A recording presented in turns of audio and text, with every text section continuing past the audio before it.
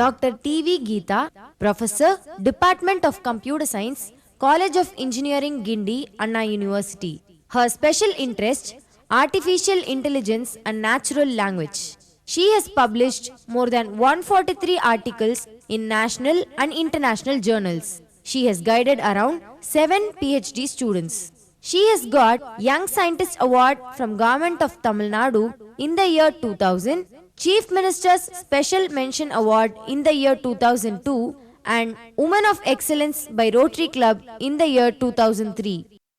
Welcome to the UGC lecture series. In this lecture, we are going to talk about the concept of buffering for recovery, and we are going to discuss in detail the different RAID levels. What is the meaning of RAID? Is redundant arrays of independent disks. Redundant storage of data is very important as far as database management system is concerned. First, let us look at buffering for recovery. So, there are many methods of one is log record buffering. What happens here is, remember what are log records? Log records are records which store actually what is the data that has been stored and what has been committed and those transactions that we saw in the last lecture. So, log records are buffered in main memory instead of being output directly to the stable storage. So, first they will be buffered in main memory and then only they will be stored in the stable storage. So, now the question is, when do we want these log records to be output to the stable storage? That will happen only when the buffer that is allocated for the log records become full, or when there is a force operation because of some recovery procedure. Log force is performed normally when you have when you want to commit a transaction by forcing all its raw records including the commit to the stable storage.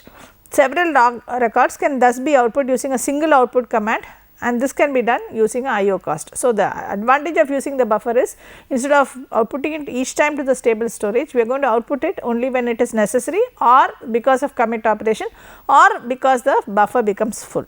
The rules that are used for this when the log records are buffered are this: log records are output to stable storage in the order in which they are created. So, as the log records become are created, they are created when some operation occurs in the database like transaction or commit or whatever, and transaction Ti enters the commit state only when the log record has been output to the stable storage. So, for a transaction Ti to actually become complete or become committed, this particular log records of what this transaction has done has to be output to the stable storage. Before a block of data in main memory is output to the database, all records pertaining to that data in that block must have been already output to the stable storage. This is about not the log records alone, this is about the block of data. Suppose a block of data that is there in the main memory has to be output to the stable storage. Before that is done, the log records pertaining to that data block should have already been put into the stable storage. This rule is often called as write ahead logging or WAL rule. Strictly speaking, this write ahead logging only requires undo information to be output. Only the undo information has to be output, but whatever it is, that information that is there in the log record has to be output. Next is about the database buffering. Now, first we looked at log records buffering. Now, we are going to look at database buffering. Database maintains an in-memory buffer of data blocks. It is not that every time a data block some operations are happening on the data block like insertion, modification or deletion, it is output to the stable storage, that is not happening. So, what happens is you have a buffer of data blocks. What happens when a new block is needed? If a new block is needed and the memory is full, an existing block needs to be removed from the buffer. We have seen a little bit of this in the previous buffering when we were talking about the same rule happens, but here we are talking about data blocks. If the block chosen for removal has been updated, then if it has not been updated, that is, you had the block previously in the stable storage and now you have brought it in for probably for some accessing operations alone. Then what happens? Now there is no modification, then you do not have to again write it into the stable storage. But if any modification has been happening or there is an updation, then it must again be output to the block to the disk or the stable storage. If a block with uncommitted updates is output to the disk, now the log records with that undo information for the updates are output to the log on stable storage first. So, this is again we have already spoken about write ahead logging, the same thing we are talking about. So, suppose there is an uncommitted updates in the block okay, then and you want it to be output to the disk for some reason, then the log records with that undo information has to already been put in the have already been put on the stable storage. This is called as write ahead logging, which we have already discussed. So, node update should be in progress on a block when it is output to the disk. So, that is another condition, that is when you are doing operation on the block you can't move it to the disk. And this will be ensured as follows: before writing a data item, transaction acquires exclusive lock on block containing the data item. We have already seen that the locking and unlocking procedure, two phase locking, and those things we have seen. So, if there is a lock, if I want to do a write operation or modification operation, I have to get an exclusive lock on the block. If the exclusive lock is there, you cannot write it onto the stable storage. So, containing that data item, it is blocked from doing any output to the data storage. So, when can the lock be released? The lock can be released only when the write operation is completed. Such locks held for short duration are often called as latches. Now, before a block is output to the disk, the system acquires an exclusive latch on the block, so that no other transaction can access this block. So, ensures that no update can be in progress on the block. So, these are the some of the conditions that we talk about when we are doing database buffering. Another issue is database buffer can be implemented either in an area of real main memory reserved for the database, or it can be updated in the virtual memory. So, we have already seen that there are certain conditions for data block to be transferred to the stable storage. One is that no operation should happen on the data block when that is being done, and then log records have to be stored appropriately, write ahead logging, and those were some of the issues that we talked about. And we talked about a concept called latch, where when the data block is being written onto the stable storage, that the latch exists, so no other transaction can access that data block.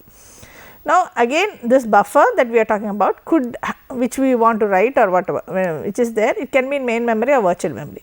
Now, if it is in the reserved main memory, there are some drawbacks. What are the drawbacks?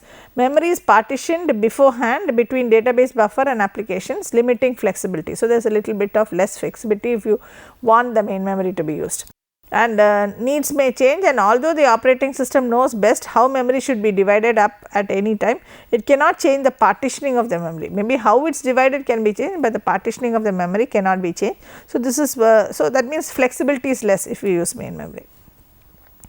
Database buffers are not therefore generally not implemented in main memory, they are implemented in virtual memory, but virtual memory also there are some drawbacks. One is when operating system needs to evict a page that has been modified, the page is written to a swap space on the disk, and when database decides to write buffer page to disk, buffer page may be in the swap space and may have to be read from swap space on disk and output to the database on disk, resulting in extra IO.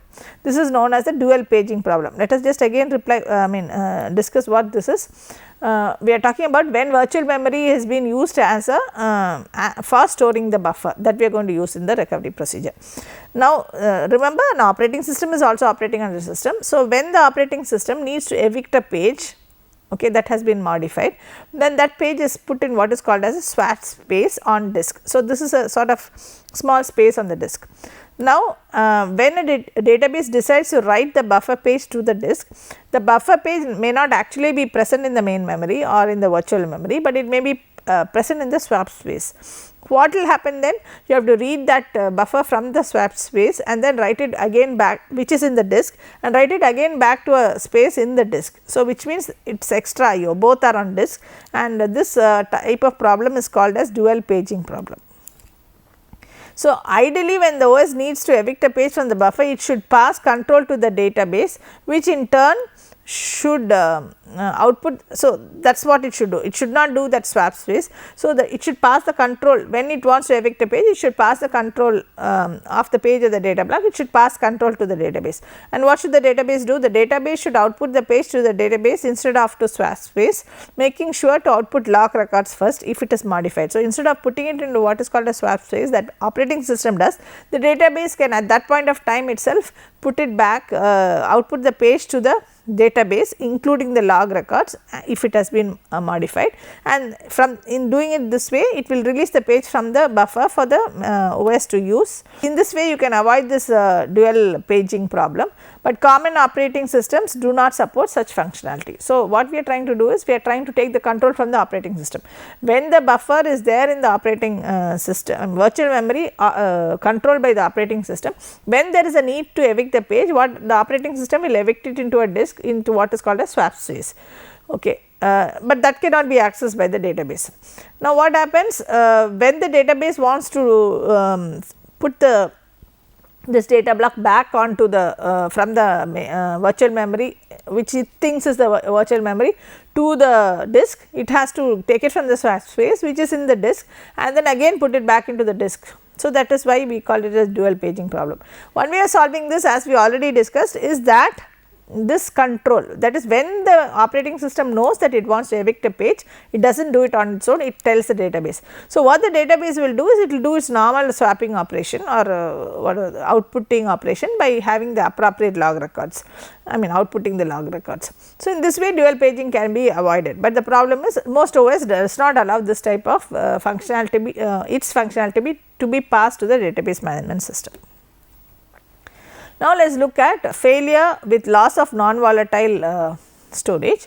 So far we have assumed that there is no loss of non-volatile storage. Technique similar to checkpointing used to deal with loss of non-volatile storage.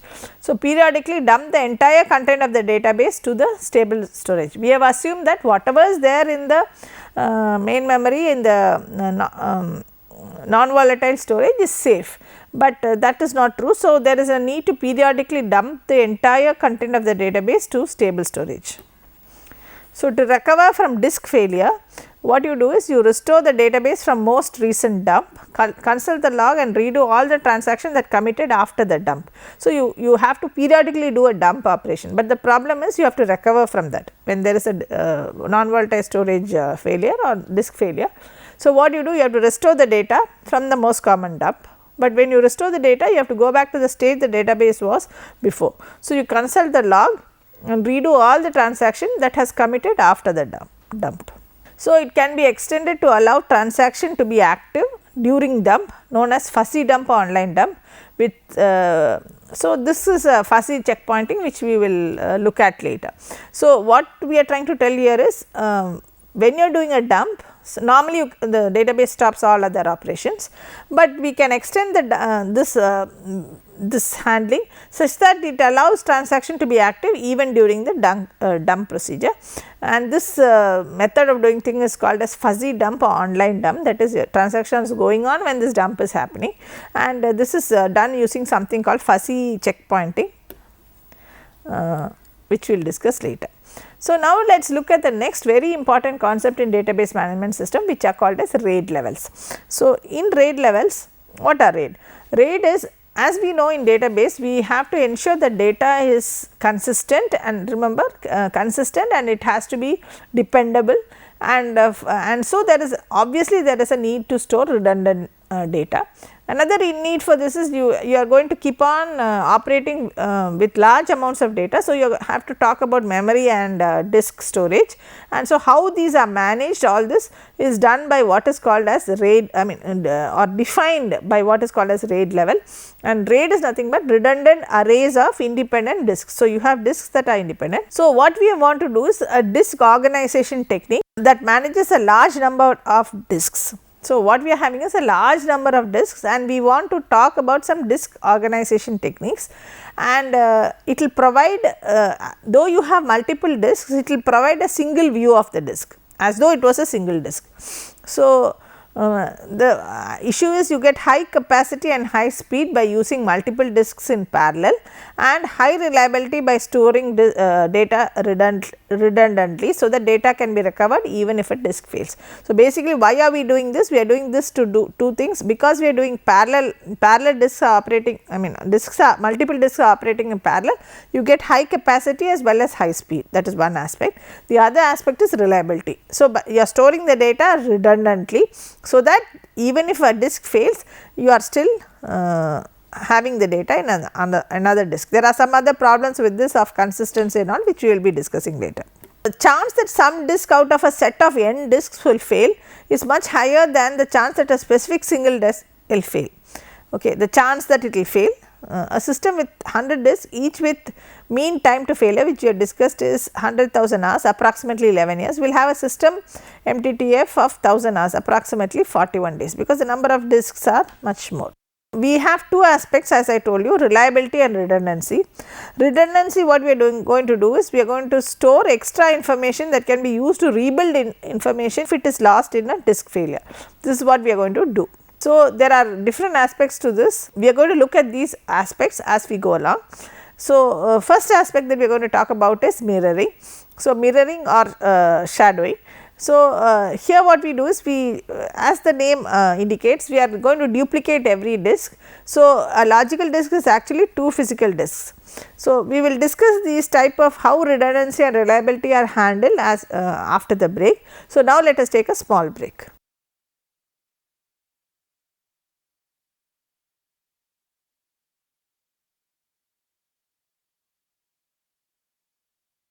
Welcome back after the break.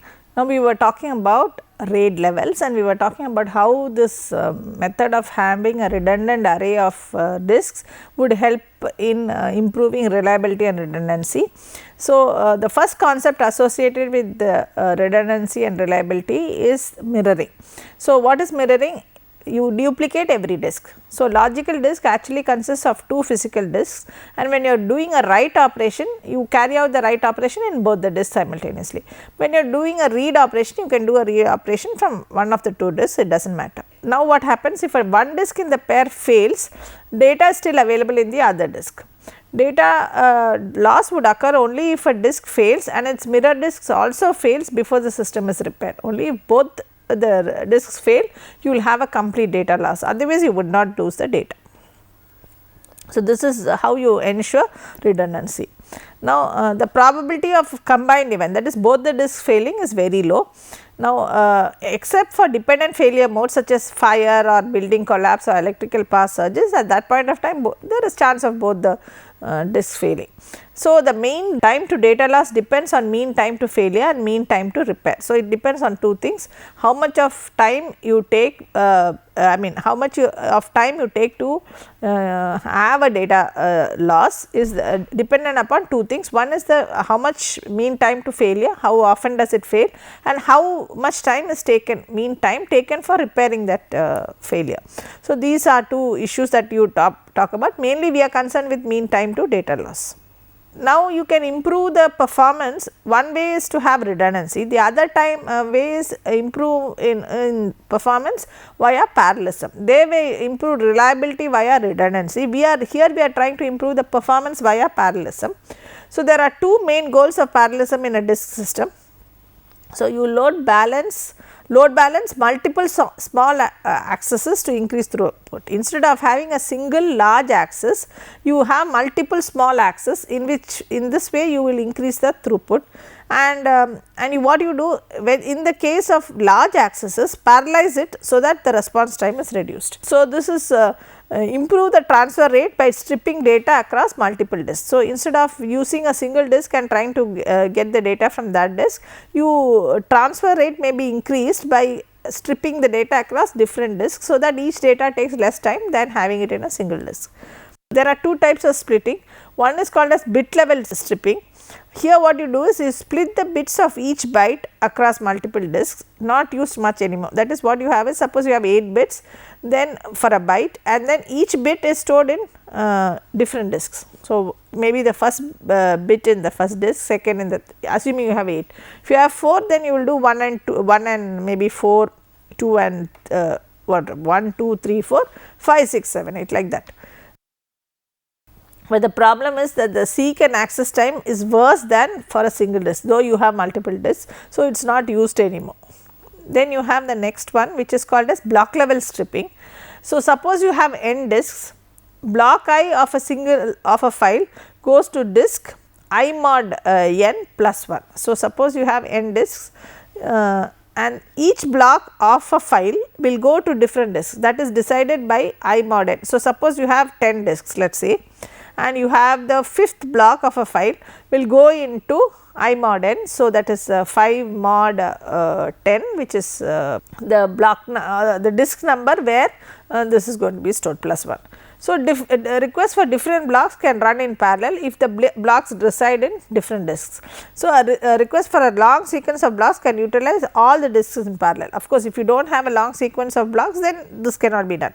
So, what we are doing here is we are actually having a random access. You know that for a file, this fifth block will be stored in this disk. For the second file, this fifth block will be stored in the same disk. That is the way you do, because you are doing I mod n plus 1 to find out where to store. So, that you know. So, what happens if a file has multiple blocks, okay, each block will be stored in a different disk. So, you can take it, and if you have a long sequence, then all the disks that are there, all the n disks will be used in parallel. So, now with these two, so we spoke about two things here. We spoke about the use of multiple disks and redundancy, storing of data in multiple disks, which is redundancy, and we spoke about parallelism, where what we do, the multiple disks also allow you to store the blocks of a single file across different disks, so that you can access them in parallel. So, that is parallelism. So, we spoke about redundancy and parallelism, and we spoke about two types of parallelism. One is bit level stripping and another was block level, and we said that bit level is not very good. So, we generally talk about block level stripping. Now, let us look at the RAID levels. Now, RAID organizations or RAID levels have differing cost, performance and reliability characteristics. So, three parameters: cost, performance and reliability. Performance obviously through the use of parallelism, and reliability because of the redundancy, and cost because of the number of disks you have and how operations you have. So, the first type of RAID is RAID level 0. So, this is block stripping and non-redundant. You use only one set of disks, but only thing is, for a file you strip it into blocks and put it in different disks. So, this is used in high performance applications, where application is the main issue. Data lost is not critical. So, the data that you lose is not critical, because you are not encouraging redundancy here. But what happens is, suppose I have a file of some size, then you divide it into 10 blocks. Each of the each block is stored in 10 disks, assuming you have 10 disks. So, parallelly you can access all the 10 blocks. It depends on the type of operation you want to do in the database and such things. Next, what you have is RAID level. So, RAID level 0 is block stripping, only thing is distributed over blocks for parallel operation, no redundancy. The second one is mirrored disks with block stripping. So, this means that you are going to have redundant disks, and also the block stripping. So, all the advantages of the initial RAID level 0 is also there, but in addition you are having mirrored disks. So, this offers the best write performance. So, this is popular for applications such as storing log files in a database system, because you do not want to lose the log files itself, then it is very difficult to recover from the data loss. So, for this reason data, and you want to do it quickly also, the log records. So, what happens is, you are having mirrored disks to avoid the to increase the reliability, and you are having block stripping to increase the parallelism. So, this offers the best write performance. This is RAID 0. So, you have 4 disks and you have non-redundant stripping. So, the same 4 will be put into 8 now. So, these are the spare, as you can see, these are the spare disks that you have, and these are the 4 initial disks. So, here this is similar to this, except that here you have mirrored disks. Okay. So, that is about RAID level 0 and 1. Now, let us go to the next RAID levels 2 and 3. So, first let us talk about RAID level 2. Here you have a memory style error correcting code with bit stripping. So, here additionally you are having a error correcting code. RAID level 3 you have bit interleaved parity. So, again here error correction is more important. A single parity bit is enough for error correction, not just detection. So, when writing data, corresponding parity bits also are computed and written to the parity bit disk. So, here you have the parity bit. So, to recover data in a damaged disk, you compute the XOR of bits from other disks, including the parity bit, and from that you can find out where the error is. Faster data transfer than with a single disk, but fewer IOs per second, since every disk has to participate in every IO. So, this is a disadvantage of this. This is RAID 2 where you have memory style in error correcting codes, this is thing, and here you have bit interleaved parity checking instead of having error correcting codes. This is RAID 2 and 3. Then you talk about RAID level 4. So, remember we have spoken about RAID level 0, 1, 2, 3. 0 was just the no redundancy, no mirroring, but you had block stripping. Then that is you had parallel operation, no mirroring. Second one was redundant and parallel operation, but there no error correcting, nothing was done. The third and fourth level were to do with error correcting. Third was error correcting and fourth was to do with parity checking. So, you have a separate disk called parity disk. Then you have RAID level 4. Here you have there you had bit interleave parity. Here you have block interleave parity, uses block level stripping and keeps a parity block on a separate disk for corresponding blocks from n other disks. So, this is block we said was more important. So, in block we are talking about parity checking. So, when writing data block, the corresponding block of parity bits must also be computed and written into a separate block that is maintained for this purpose called the parity disk. So, when you want to find the value of a damaged block, you will compute the XOR of bits from the corresponding blocks including the parity block from other disks. So, this way similar to bit, but there we did bit level, here we are doing block level. So, the advantage of RAID level 4 is it provides higher IO rates for independent block reads than the level 3. Block read goes to a single disk, so blocks stored on different disks can be read in parallel. So, parallelism is allowed. In RAID level 4, before writing a block, parity data must be computed, that is the price you pay. It can be done using old parity block, old value of current block and new value of current block, 2 block reads, 2 block writes. So, that is the problem. Or by recomputing the parity value using the new values of block corresponding to the parity block. So, there are 2 methods of doing this. This is more efficient for writing large amounts of data sequentially. And parity block becomes a bottleneck for independent block writes, since every block write also writes to the parity disk. So, you have to do 2, even if you are doing one, your block is there only in one disk, you have to do 2 disks because you have the parity. So, you have an extra this thing for the parity bit. Next we go to RAID level 5. Now, so RAID level 5 is a block interleave distributed parity. Partitions data and parity among all the n plus 1 disks rather than storing data in n disks and the parity bit in one disk. So, suppose you have 5 disks, parity block for the n set of blocks is stored on disk n mod 5 plus 1, similar to how it was the block stripping was done, with the data block stored on the other 4 disks. For example, this is RAID level 5. Here you have this is 4, 5, 6, 7 and P1 stores the parity. This is the block, this number. And this is the, so 8, 9, 10, 11, here you will store P2, 12, 13, 14, P3 and so on. So, this way you will store the distributed parity. So, you do not always have to go to the parity block alone, where that may be a bottleneck of level 4. Higher IO rates than level 4, block writes occur in parallel if the blocks and the parity blocks are on different disks. So, subsumes level 4, provides same benefit, but avoids bottleneck of parity disks. So, that is the thing. The next is level RAID level 6. This is P plus Q redundancy scheme, similar to level 5, but stores extra redundant information to guard against multiple disk failures, better reliability than level 5 at a higher cost. It is not used widely. So, here similar to level 5 except that redundancy is included. Now comes how do you choose the RAID levels. So, factors in choosing RAID level is, one is the cost, one is the performance, the number of IO operations per second and bandwidth during the normal operations, performance during failure, if failure happens what happens, performance during rebuild of failure disk including time taken to rebuild the failed disk, all these depend on what you want to do. So, RAID 0 is used only when data safety is not important, data can be recovered quickly from other sources. RAID 2 and 4 never used since they are subsumed by 3 and 5. 3 is not used since bit stripping is very, we have already discussed this. Level 6 is also rarely used since level 1 and 5 offer adequate safety for most application. So, competition is basically between level 1 and 5. Level 1 you remember redundancy plus parallelism, and level 5 is redundancy plus parallelism by block stripping along with parity blocks. So, between level 1 and level 5, level 1 provides much better write performance, but level 5 requires at least 2 block reads, but the advantage of level 5 is it allows you for that parity checking. Level 5 is preferred for application with low update rate and large amounts of data. Level 1 is normally preferred for all other applications. So, there are some other hardware issues. You can maintain this RAID through software RAID or hardware RAID. Software RAID means there no special hardware support. Hardware RAID means non-volatile RAM to record writes and so on.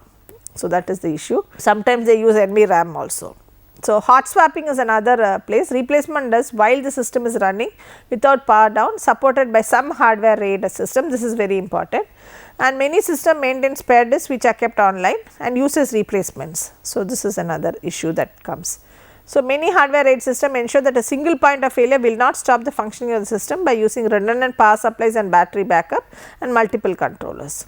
So, RAID terminology is not very standard in this industry. RAID 1 for mirroring without stripping and RAID 10 for mirroring with stripping. In this lecture, we have explained the concept of buffering for recovery, and we have discussed in detail the different RAID levels, RAID 0 to RAID 6, which we finally discussed that 1 and 5 are most used, and how the choice of RAID level is decided. So, basically 3 parameters: cost, performance and redundancy or reliability. So, what I want you to do is what are the different buffering techniques used for recovery. Remember, buffering techniques are used not only for recovery, they are used for other things also, but here we want to discuss how it is used for recovery. And I want you to discuss the different RAID levels and what is the need for these levels. That means, each level what is the issue that it tackles and what is its disadvantage. Those issues I want you to discuss. Thank you.